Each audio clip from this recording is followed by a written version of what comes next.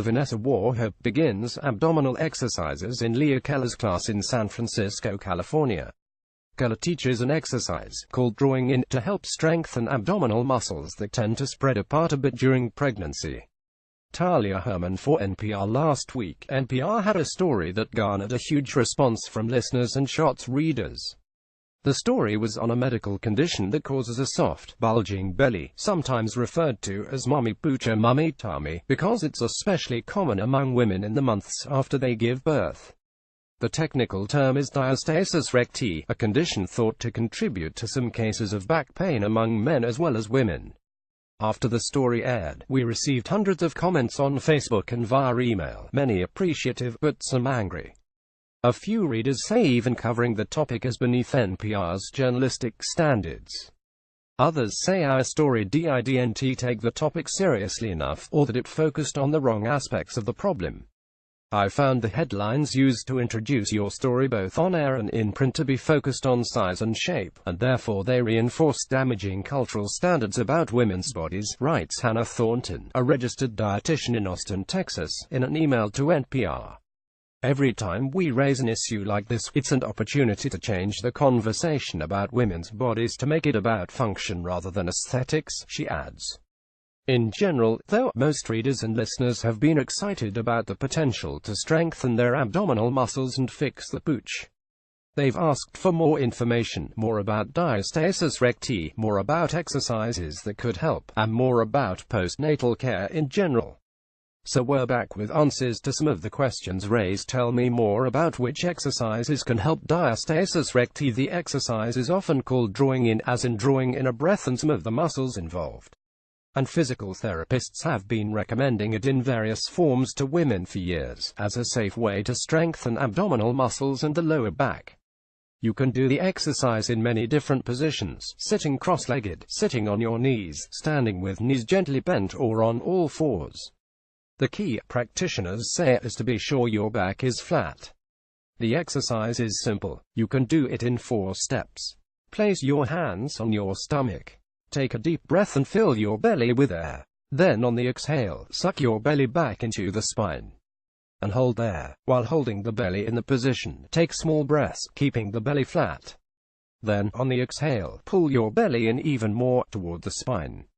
Repeat step 3 rhythmically, without stopping, for 2 minutes if you can. If you can't make the full 2 minutes, release the tension in your belly, take a full, deep breath and restart at step 1. Fitness instructor Leah Keller recommends doing the exercises for a total of 10 minutes each day. You can change position every 2 minutes or so, she says, moving from sitting cross-legged to standing or onto all fours. If you can devote 10 minutes to your core each day, Keller says, you'll be amazed at how quickly you see changes. The abdominal tissue is resilient, you can heal it quickly, says personal trainer Courtney Wyckoff. She founded the fitness company Mama Strong in Houston, and aims to help women strengthen muscles weakened during pregnancy.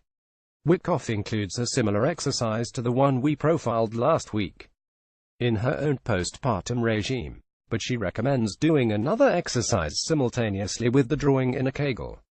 Kegel exercises help strengthen the muscles around your bladder and rectum. Collectively known as the pelvic floor, these muscles can become weak and damaged during pregnancy and delivery. To do a Kegel, you make the same motion you do when you stop the flow of urine, Wyckoff says.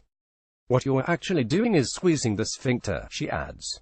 So, as you draw the belly back to the spine, add the Kegel, Wyckoff recommends. This integrates the abdominal muscles with those of the pelvic floor. Our muscles work together like an orchestra, she adds. It's not enough to focus on just one set of muscles. The American Physical Therapy Association is also wary of focusing exclusively on one set of muscles. Postpartum rehabilitation is a multi-muscle, integrative process, not as simple as the one muscle, one exercise approach proposed in the story, Sharon Dunn and Patricia Wolf of the APTA write in an email to NPR. What exercises should I avoid? Physical therapists and trainers tell Shots that some exercises can exacerbate diastasis recti if performed incorrectly. In general, if the belly bulges out during any exercise, it can push those underlying abdominal muscles farther apart and worsen the diastasis recti, says physical therapist Carrie Boe at the Norwegian School of Sports Science. I tell women to look at the tummies while exercising, Buzz says. If it's not protruding out, then the exercise is safe. Another way to check is to put your hand on your belly while performing a particular exercise, such as a Pilates move or yoga position that involves core muscles. Then be sure you can hold your belly flat throughout the whole exercise. That said, new moms shouldn't be afraid to exercise and get back into shape if they have diastasis recti, the APTA's Dunn and Wolf write in their email. In our original story, fitness instructor Leah Keller told readers to avoid crossover crunches or bicycle crunches. But Dunn and Wolf disagree with that advice, and instead suggest better training on how to perform the exercises correctly.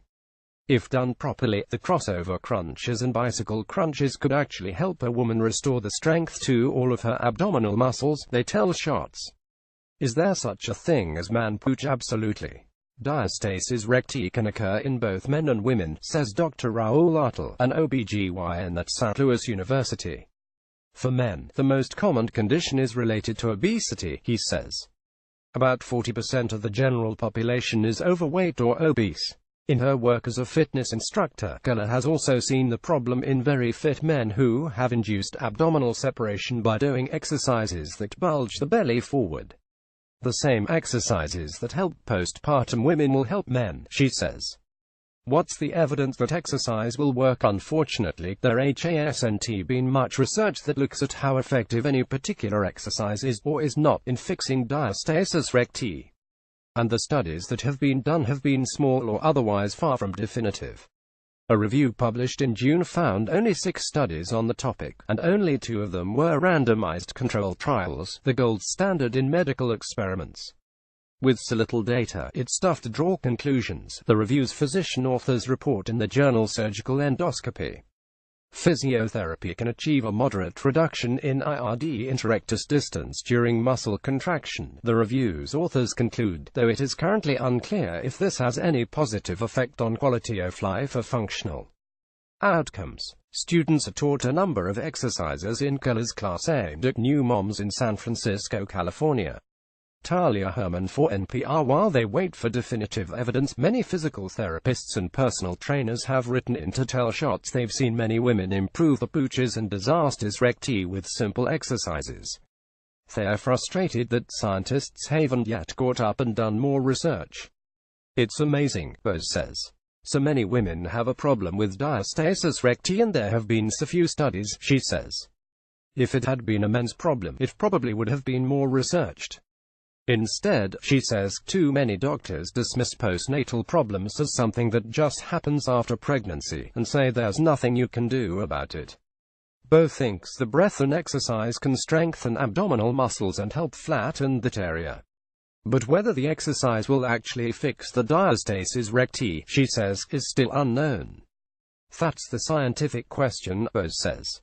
That's what I want to find out. To get the best answer, she says, scientists would need to actually measure the spread of these underlying abdominal muscles via ultrasound. She and a few other researchers have just started using ultrasound to take images in the lab of women's abdominal tissue during various exercises and compare them to images taken at rest. So far, the findings have been inconclusive, and the data from these studies shouldn't yet be used to recommend a particular exercise routine, she warns, because the studies done so far haven't looked at the effect of doing the exercises regularly for a period of days or weeks. The researchers just analyzed what happens to the muscles during a single episode of the exercise, performed in the lab. It's the very early stage of research in this area, Buzz says. We need to keep an open mind and keep studying it. Are there surgical treatments for diastasis recti? There are several surgical procedures aimed at fixing diastasis recti. But these are invasive procedures, and also not yet well studied. Published literature on surgical treatments for rectus diastasis is of low scientific and methodological quality, authors of the recent review in Surgical Endoscopy conclude. Overall, the recurrence rate seems to be low after the surgery, the reviewers note.